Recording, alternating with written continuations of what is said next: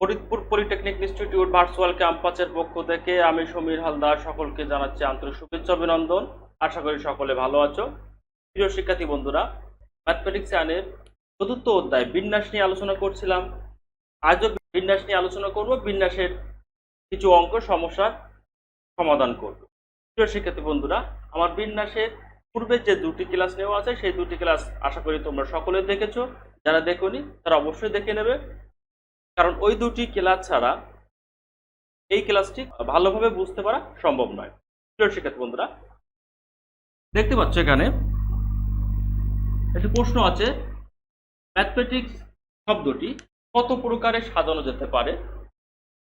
Mathematics শব্দটি কত প্রকারে সাজানো যেতে পারে যখন সবগুলি বর্ণ বা অক্ষর ব্যবহার করে কতগুলিতে দুটি এম শেষে বসবে, প্রথমে এবং শেষে এ বসবে, স্বরবর্ণগুলি একত্রে থাকবে, স্বরবর্ণগুলি পৃথক থাকবে। একটি শব্দ দ্বারা অনেকগুলো কোশ্চেন আমি এখানে 5টি কোশ্চেন আমি লিখে রাখছি। এই 5টি কোশ্চেন সমাধান করতে হবে, সমাধান করব। প্রশ্নটি কি? ম্যাথমেটিক্স একটা শব্দ দেওয়া আছে। প্রিয় শিক্ষার্থী বন্ধুরা, এর পূর্বের ক্লাসে আমরা দেখেছি একটা শব্দ দেওয়া থাকলে সেই শব্দটি সবগুলো অক্ষর নিয়ে কিভাবে সাজাতে হয়। সেই একইভাবে এখানে করবে। এখানে শব্দটি একটু বড় আছে, পূর্বের শব্দগুলো ছোট ছোট শব্দ নিয়ে আমরা অঙ্ক করেছিলাম। ম্যাথমেটিক্স শব্দটি কত প্রকারে সাজানো যেতে পারে? 1 নম্বর প্রথম কোশ্চেন আছে কি, সবগুলি অক্ষর বা বর্ণ ব্যবহার করে। সবগুলি অক্ষর বা বর্ণ ব্যবহার করে। 2 নম্বর কোশ্চেন আছে, সবগুলি অক্ষরই ব্যবহার করব কিন্তু দুটি এম শেষে বসবে। খেয়াল রাখতে হবে, এখানে ম্যাথমেটিক্স শব্দটিতে দুটি এম আছে, সেই দুটি এম শেষে বসবে কতগুলিতে? প্রথম এবং শেষে এ বসবে, প্রথমে এবং শেষে এ বসবে। স্বরবর্ণগুলি, এই শব্দটির ভিতরে যতগুলি অ্যালফাবেট বা স্বরবর্ণ আছে সেই স্বরবর্ণগুলি একত্রে থাকবে। আর 5 নম্বর প্রশ্ন আছে, স্বরবর্ণগুলি পৃথক থাকবে। তো বন্ধুরা, আমরা একটি একটি করে প্রশ্ন সমাধান করি।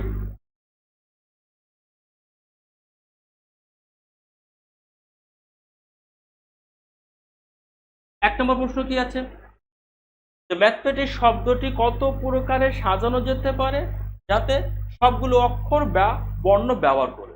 সবগুলি অক্ষর বা বর্ণ ব্যবহার করে যদি সাজাতে হয়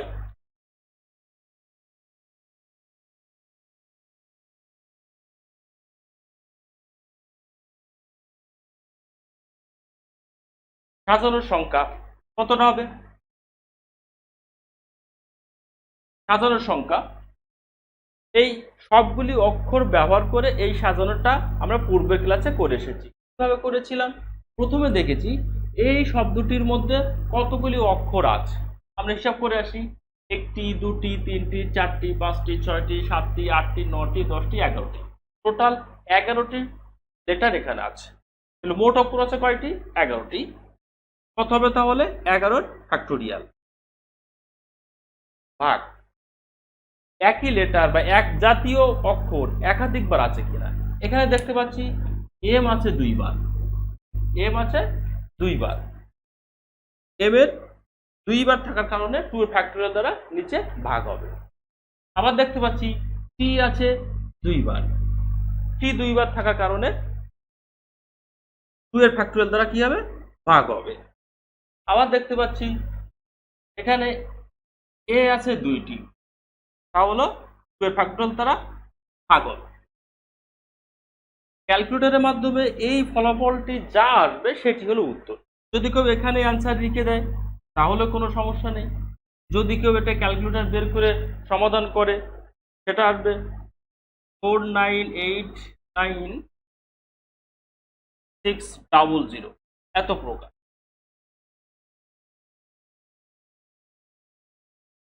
অর্থাৎ ম্যাথমেটিক্স শব্দটি সবগুলি অক্ষর নিয়ে এত প্রকারে সাজানো যেতে পারে। কি করেছি আমি আরেকবার বলি, টোটাল এই শব্দটি কতগুলি অক্ষর আছে আমরা 1 2 3 করে গুনে গুনে বের করব। দেখা যাচ্ছে এখানে 11টি অক্ষর আছে, সেই 11 ফ্যাক্টোরিয়াল ভাগ হবে একই অক্ষর একাধিকবার আছে কিনা, অর্থাৎ এক জাতীয় অক্ষর একাধিকবার আছে কিনা। এখানে আমরা দেখতে পাচ্ছি এম আছে 2টি, 2 এর ফ্যাক্টোরিয়াল দ্বারা ভাগ হয়েছে। টি আছে দুইটি, 2 এর ফ্যাক্টরিয়াল দ্বারা ভাগ হয়েছে, এ আছে দুইটি, 2 এর ফ্যাক্টরিয়াল দ্বারা ভাগ হয়েছে। নিচের সকল 2 দ্বারা ভাগ করেছি, এই সকল ভাগফলের রাশিগুলোর নিজেদের ভিতরে গুণ হবে। তাহলে আমরা 1 নম্বর প্রশ্ন সমাধান করতে পারলাম। 2 নম্বর প্রশ্ন কি ছিল? 2 নম্বর প্রশ্ন ছিল কতগুলিতে 2টি এম শেষে বসবে? 2টি এম শেষে বসবে। এখানে কয়টি অক্ষর আছে? 11টি অক্ষর আছে। 11টি অক্ষরের যদি থেকে থাকে, 11টি অক্ষরের জন্য আমাদের 11টি জায়গা আছে। 1 2 3 4 5 6 7 10 1 2 4 5 10 11টি অক্ষরের জন্য 11টি জায়গা আছে। প্রশ্নটি হলো কতগুলিতে 2টি এম শেষে থাকবে? 2টি এম শেষে থাকবে। আমার এই ম্যাথমেটিক্স শব্দটিতে এম কয়টি আছে? এম আছে দুটি, একটি এম একটি, 2টি এম আছে। 2টি এমই শেষে বসবে। বসিয়ে দাও, এখানে একটি এম বসালাম, এখানে একটি এম বসালাম। 2টি এম বসানোর পরে আমার কতগুলি জায়গা আছে? আর 9টি জায়গা আছে। অর্থাৎ 11টি লেটার থেকে, 11টি অক্ষর থেকে 2টি অক্ষর যদি বসানো যায়, তাহলে বাকি অক্ষর থাকে কয়টি? আর 9টি অক্ষর থাকে। এখন আমাদেরকে এই 9টি অক্ষরকে সাজাতে হবে। যেহেতু আমাদের বলে দিয়েছে 2টি এম শেষে থাকবে সর্বদাই, এটা ফিক্সড, এই জায়গাটা ফিক্সড। যখন এই ধরনের ফিক্সড এক জিনিস পাবে, এই ফিক্সড জিনিসটা সবসময় টোটাল জিনিস থেকে বাদ দিতে হবে। অর্থাৎ ম্যাথমেটিক্স শব্দটিতে আমার 11টি অক্ষর ছিল, এখানে 11টি অক্ষর ছিল। যেহেতু 2টা ফিক্সড, 2টাকে বাদ দেবো, থাকবে কয়টা? 9টা। এই 9টা অক্ষরকে নিজেদের ভিতরে সাজাতে হবে। কিভাবে সাজাবো? সাজানোর সংখ্যা, সাজানোর উপায়। যেহেতু আমার 9টি অক্ষর আছে, তাহলে কত হবে? 9 এর ফ্যাক্টরিয়াল। এখন ঠিক সেম কাজ, এখন দেখতে হবে একই লেটার একাধিকবার আছে কিনা। আমার এম 2টি ছিল, কিন্তু এম 2টি তো বসে গেছে ফিক্সড, ওইটা নিয়ে আমাদের আর চিন্তার কোনো দরকার নেই, ওটা বসেই আছে। এ আছে 2টি, বাকি দেখা যাচ্ছে এ আছে 2টি, এই জন্য 2 এর ফ্যাক্টরিয়াল দ্বারা ভাগ হবে ইনটু আবার টি আছে 2টি, 2 এর ফ্যাক্টরিয়াল দ্বারা ভাগ হবে। আর কোনো লেটার একাধিকবার নেই। এই যে ফলাফল আসলো, এটি হলো অ্যান্সার। এত উপায়ে সাজানো যাবে, যেখানে 2টি এম সর্বদা কোথায় থাকবে? শেষে থাকবে। এখন আমরা 3 নম্বর কোশ্চেনে যাব।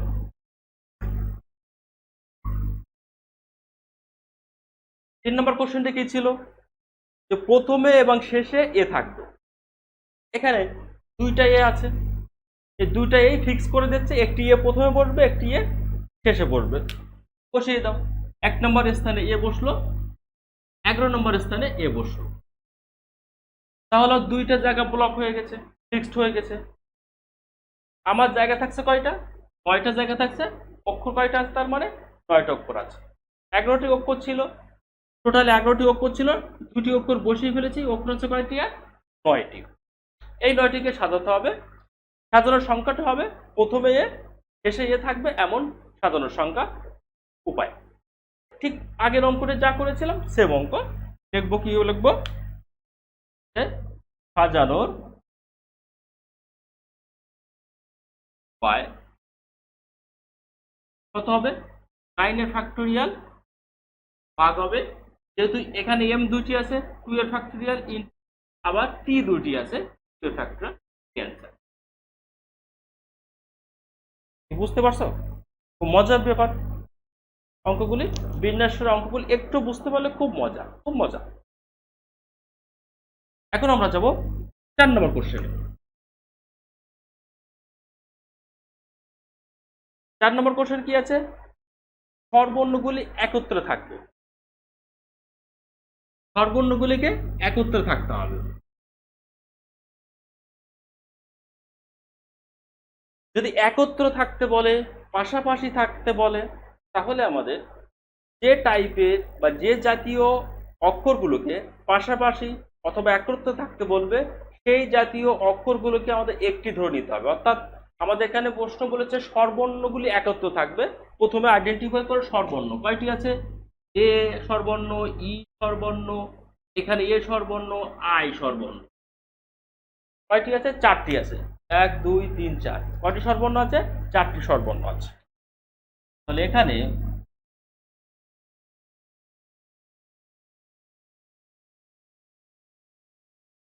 স্বরবর্ণ আছে চারটি। এই চারটিকে একটি বর্ণ ধরবো। কয়টি ধরবো? চারটিকে একটি বর্ণ ধরবো। চারটি কি? চারটি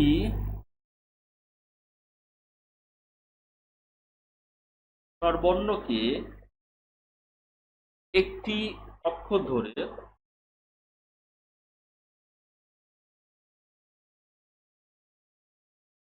মোট অক্ষর হয় সমান। আমার টোটাল 11টি অক্ষর ছিল, তার মধ্যে চারটি স্বরবর্ণ। এই চারটি স্বরবর্ণ যদি বাদ দিয়ে দিই কয়টি থাকবে? 11টি অক্ষর ছিল, 11টি অক্ষর ছিল, আমি চারটি স্বরবর্ণ বাদ দিয়ে দিলাম। এই চারটির পরিবর্তে কয়টি ধরবো? এই চারটির পরিবর্তে একটি ধরবো, +1। অর্থাৎ এই যে চারটি স্বরবর্ণ আছে, এই চারটি স্বরবর্ণ চারটি আলাদা আলাদা হিসাব না করে ওই চারটির পরিবর্তে একটা ধরবো। যেহেতু ওই চারটি বর্ণই পাশাপাশি বসবে, আমরা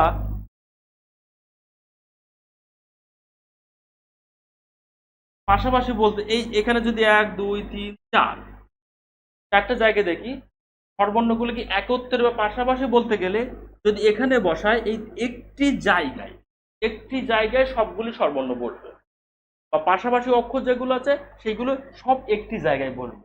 এই জন্য ওই চারটি স্বরবর্ণকে আমরা একটি ধরে নেব। একটি ধরে নিলে চারটি 11টি অক্ষর ছিল, তার থেকে চারটি বাদ দিয়ে একটি ধরে নিলাম, তখন অক্ষর হলো কয়টি? টোটাল 8টি। এখন এই 8টি অক্ষরকে আমাদের নিজেদের ভিতরে সাজাতে হবে। তাহলে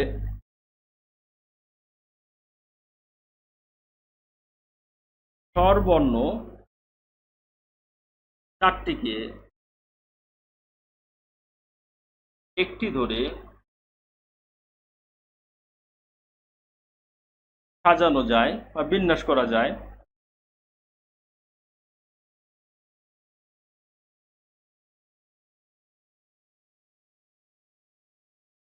বিন্যাস করা যায়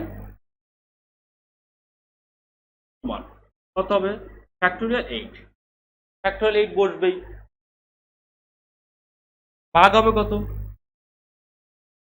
ভাগ হবে, আমি স্বরবর্ণগুলো বাদ দিয়ে দিয়েছি, এই যে গোল দেওয়া যে অক্ষরগুলো আছে সেগুলো বাদ। বাকি যে ব্যঞ্জন বর্ণ আছে, সেই ব্যঞ্জন বর্ণের মধ্যে এম আছে কয়টি? 2টি। 2 এর ফ্যাক্টোরিয়াল দ্বারা ভাগ হবে, ইনটু আবার টি আছে 2 এর ফ্যাক্টোরিয়াল দ্বারা ভাগ হবে। ফলাফল কত হবে? 10080। এত উপায়। অর্থাৎ স্বরবর্ণগুলোকে, যে চারটি স্বরবর্ণ ছিল সেই চারটি স্বরবর্ণকে একটি ধরে আমরা এত উপায়ে সাজাতে পারি। এখন ওই চারটি স্বরবর্ণকে আমরা একটি জায়গায় বসিয়েছিলাম। ভালো করে খেয়াল করো, চারটি স্বরবর্ণকে একটি জায়গায় বসিয়েছিলাম।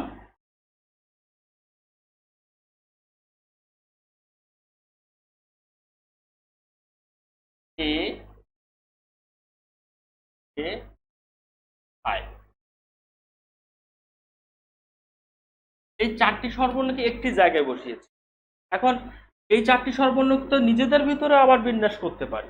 প্রথমে এ বসেছে, প্রথমে এ না বসে প্রথমে ই তো বসাতে পারতাম, প্রথমে আই তো বসাতে পারতাম।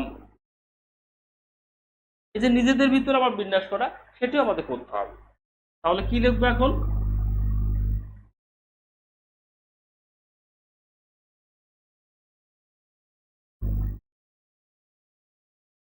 স্বরবর্ণ চারটি নিজেদের মধ্যে বিন্যাস করা যায় কত হবে? যেহেতু 4টি বর্ণ 4 ফ্যাক্টরিয়াল বসবে, এই 4টি স্বরবর্ণের মধ্যে 2টি আছে আবার এ, তাহলে 2 ফ্যাক্টরিয়াল দ্বারা ভাগ হবে সমান কত হবে? 24 ভাগ 2, দ্যাট মিনস হলো 12 প্রকার। স্বরবর্ণ 4টিকে একটি ধরে আমরা এত উপায়ে সাজিয়েছিলাম, স্বরবর্ণ 4টি নিজেদের ভিতরে 12 প্রকারে সাজানো যায়। তাহলে টোটাল যে শর্তটা দেওয়া ছিল আমার 4 নম্বর কোশ্চেনে, স্বরবর্ণগুলিকে একত্রে রেখে কত উপায়ে সাজানো যায়, সেটি হবে অতএব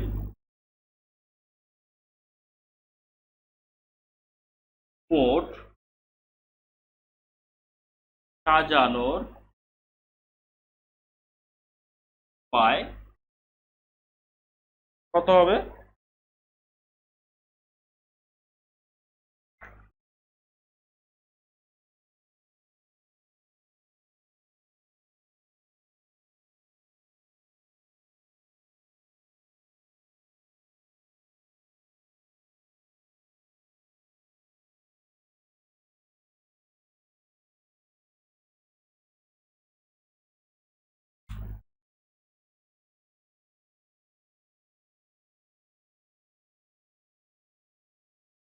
অর্থাৎ ম্যাথমেটিক্স শব্দটি স্বরবর্ণ 4টিকে পাশাপাশি রেখে মোট সাজানো যাবে এত উপায়। এখন আমরা যাব 6 নম্বর প্রশ্ন, যে স্বরবর্ণগুলি একত্রে থাকবে না অর্থাৎ পৃথক থাকবে। স্বরবর্ণগুলিকে পৃথক থাকবে, পৃথক থাকবে কোন মানে? এইটা কি আছে, এই যে প্রশ্নটি আছে করলাম সেটা হলো স্বরবর্ণগুলি কে একত্র রেখে, একত্র রেখে মোট বিন্যাস বা একত্রে মোট বিন্যাস শব্দটা এখন পৃথক থাকবে বা একত্র থাকবে না, তাহলে কতটা হবে? আমি এখন 5 নম্বর প্রশ্ন দেখাচ্ছি, পৃথক বা একত্র থাকবে। স্বরবর্ণগুলি পৃথক থাকবে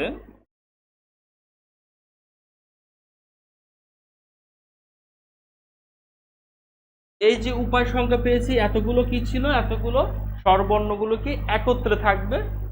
এখন কি হবে? একত্রে থাকবে না। পৃথক মানে কি? একত্রে থাকবে না। এখন আমরা মোট বিন্যাস থেকে যদি একত্রে বিন্যাস বাদ দিয়ে দিই তাহলে বাকিগুলো একত্রে থাকবে না। সহজ সিস্টেম, সহজ কথা। মোট বিন্যাস কত ছিল? মোট বিন্যাস ছিল 4989600, মাইনাস হবে কত? একত্রে থাকবে 120960, কত হবে তাহলে?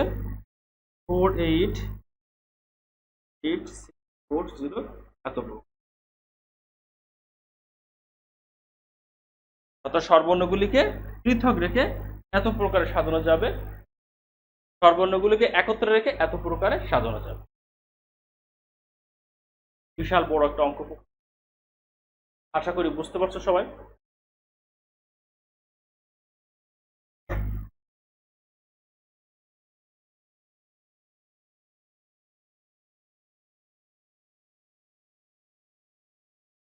প্রিয় শিক্ষার্থী বন্ধুরা, বিন্যাসের অঙ্কগুলি খুব বেশি সহজ মনে নাও হতে পারে, এই জন্য আমার বিন্যাসের প্রথম দ্বিতীয় ক্লাস বারবার দেখবে।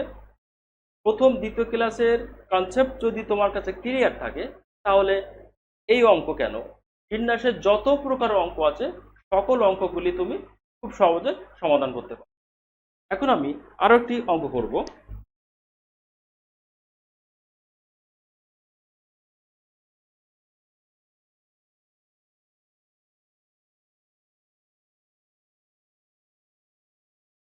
এত অঙ্কগুলি দ্বারা 3 অঙ্কে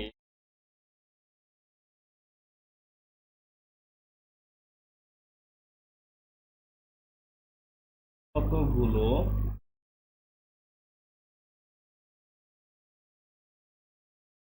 সার্থক সংখ্যা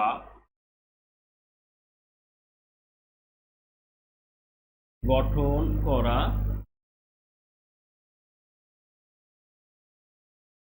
যাবে। প্রশ্নটি হলো 305 তিনটি অঙ্ক দেওয়া আছে। এই তিনটি অঙ্ক দ্বারা 3 অঙ্কের কতগুলো সার্থক সংখ্যা গঠন করা যাবে। দুটি শব্দ আছে, একটি অঙ্ক একটি সংখ্যা। আশা করি তোমরা এই অঙ্ক সংখ্যার মধ্যে পার্থক্য জানো। যদি অঙ্ক সংখ্যার মধ্যে পার্থক্য না জানো এই অঙ্কটি বুঝতে পারবে না। অঙ্ক কোনগুলো? অঙ্ক হলো 1 2 3 5 7 8 9, এই যে 10টি, এই 10টিকে বলা হয় অঙ্ক। এই অঙ্কগুলো নিয়ে যা গঠিত হবে সেইগুলি হলো সংখ্যা। 11 সংখ্যা হতে পারে, 100 সংখ্যা হতে পারে, 4 5 6 সংখ্যা হতে পারে, 9 2 8 5 0 সংখ্যা হতে পারে। এগুলোকে সংখ্যা বলা হবে। এই সংখ্যাটি 2 অঙ্ক বিশিষ্ট সংখ্যা, এই সংখ্যাটি 3 অঙ্ক বিশিষ্ট সংখ্যা, এই সংখ্যাটি 4 অঙ্ক বিশিষ্ট সংখ্যা, এই সংখ্যাটি 5 অঙ্ক বিশিষ্ট। এখানে 2টি অঙ্ক আছে, এখানে 3টি অঙ্ক, এখানে 4টি অঙ্ক, এখানে 5টি অঙ্ক। এগুলোকে সংখ্যা বলে। যে 10টি অঙ্ক আছে এই 10টিকে 1 অঙ্ক বিশিষ্ট সংখ্যা বলা হয়। 1 একটি সংখ্যা, 2 একটি সংখ্যা, 3 একটি সংখ্যা। এই যে 10টি আছে এই 10টি নিজেরাও অঙ্ক এবং সংখ্যাও। অঙ্ক কিন্তু ফিক্সড, মাত্র 10টি অঙ্কই আছে, 1 থেকে শুরু করে 9 পর্যন্ত আর 0। এই 10টিকে অঙ্ক বলা হয়। এদেরকে নিয়ে যত যা গঠিত হবে সবগুলি হলো সংখ্যা। সংখ্যার শেষ নেই, অঙ্ক লিমিটেড, মাত্র 10টি। এখন প্রশ্নটি হলো এই 3টি অঙ্ক দেওয়া আছে, 3টি অঙ্ক দেওয়া আছে। কয়টি অঙ্ক? 3টি অঙ্ক। তো 3টি অঙ্ক দেওয়া আছে, আমার 3 অঙ্কের সংখ্যা গঠন করতে। কত অঙ্কের সংখ্যা গঠন করতে হবে? 3 অঙ্কের সংখ্যা। 3 অঙ্কের সংখ্যা যদি গঠন করি তাহলে আমার অঙ্ক দেওয়া আছে 3টি, অর্থাৎ n এর মান কত আছে? আমরা যদি n p r কাউন্ট করি, n p r চিন্তা করি, অঙ্ক দেওয়া আছে কয়টি? 3টি, অর্থাৎ n এর মান কয়টি? 3টি। আর কত অঙ্কের সংখ্যা গঠন করতে হবে? 3 অঙ্কের সংখ্যা, অর্থাৎ r এর মান কত? 3টি। তাহলে 3p3 = 6। এটি হলো এই 303, এই যে 3টি অঙ্ক দেওয়া ছিল সেই 3টি অঙ্কগুলো নিয়ে এতগুলো সংখ্যা গঠন করা যাবে।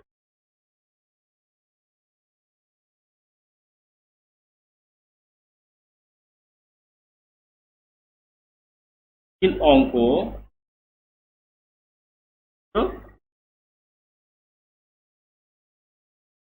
সংখ্যা কত হবে? 3p3 = 6। 3p3 = 6, এটা ক্যালকুলেটর তুমি পাবে।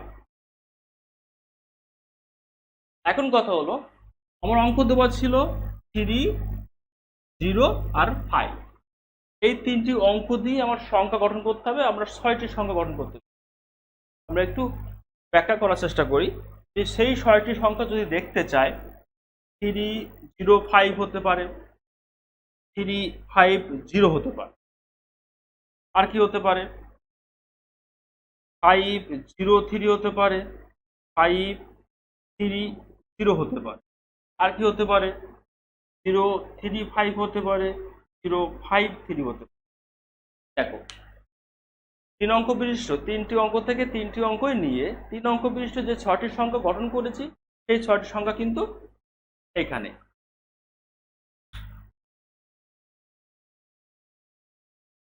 এখানে কোশ্চেনে একটা শব্দ দেওয়া আছে, দেখো, সার্থক সংখ্যা। 3 অঙ্ক বিশিষ্ট সার্থক সংখ্যা কেন উল্লেখ করেছে?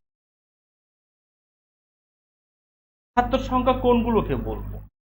দেখো, প্রথম যে সংখ্যাটি আছে 305, 3 অঙ্ক বিশিষ্ট সংখ্যা।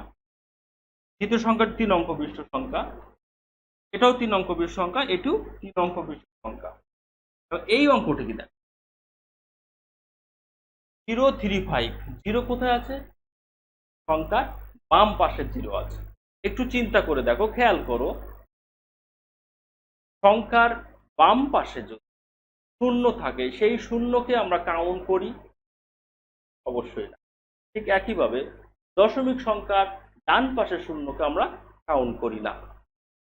তাহলে এই শূন্য দুটি কাউন্ট যদি না করি, এই যে 35 এবং 53 এই সংখ্যার দুটি কি 3 অঙ্ক বিশিষ্ট সংখ্যা হলো?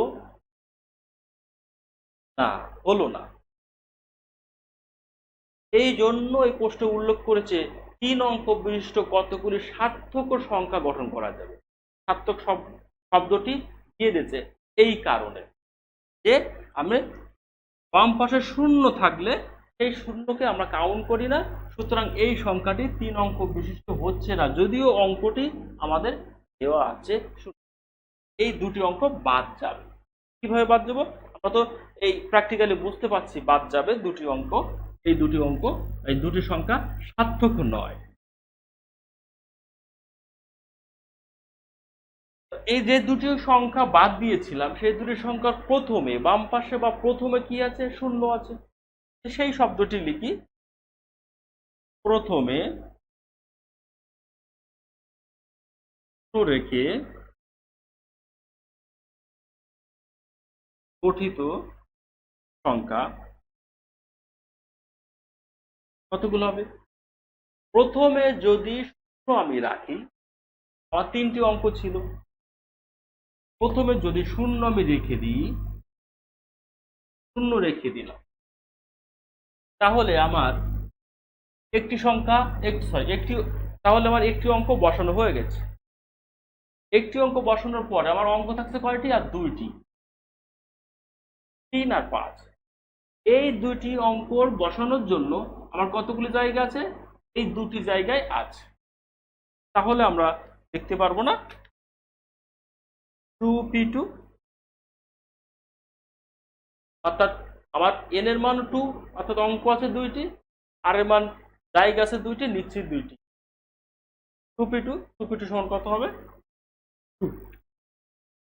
অতএব 3 অঙ্কের সার্থক সংখ্যা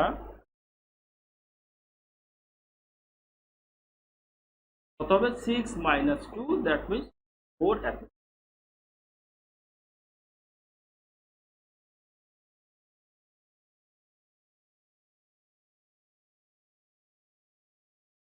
আশা করি বুঝতে পারছো নিশ্চয়ই। প্রিয় শিক্ষার্থী বন্ধুরা, বিন্যাসের আজকের ক্লাস এই পর্যন্ত শেষ করব। পরবর্তী ক্লাসে আমি আরো কিছু অঙ্ক নিয়ে তোমাদের সামনে হাজির হব, তোমাদের সামনে উপস্থিত হব। সেই পর্যন্ত তোমরা সবাই সুস্থ থাকো, ভালো থাকো। ধন্যবাদ সকলকে।